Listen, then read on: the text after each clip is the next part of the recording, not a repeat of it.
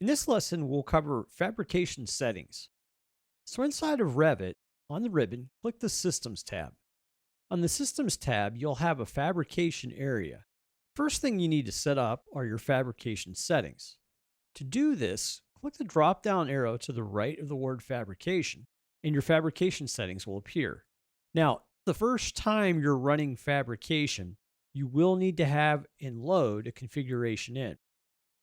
Hence, if you look at the screen where I have none for the drop-down for configuration, if you click the drop-down and you no longer see a configuration, you actually need to run or install a configuration file.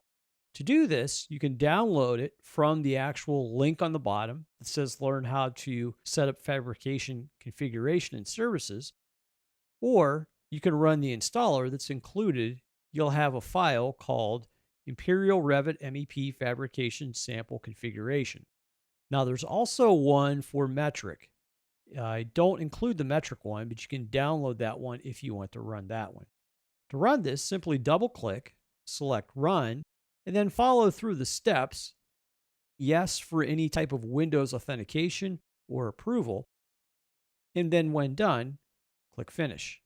Now, after that is loaded, back inside of Revit, close the window, go back to fabrication, and you'll actually now see the fabrication configuration created.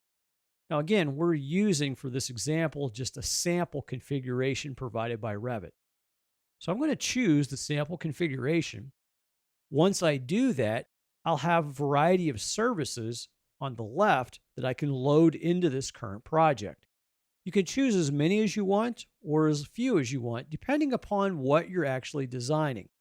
To select all of them, you can simply click each one, or select the first one, hold your Shift key, and select the last one. Then click Add.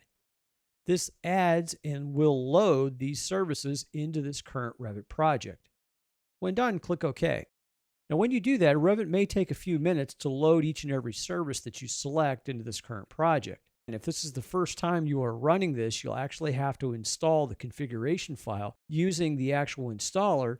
Or again, you can click the blue link on the bottom of this screen, which will open another window and allow you to download those services.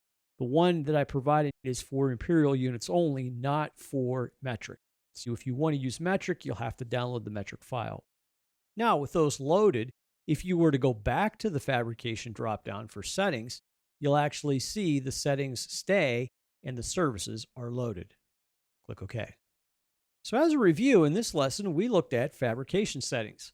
We looked at how we first must install a file for the configuration, either an Imperial or metric unit, before we use fabrication. To do that, I included the actual Imperial installer file, or I showed you how to click the link inside of the settings window to download those. Once those have been run and installed, you can actually load the services into your Revit project.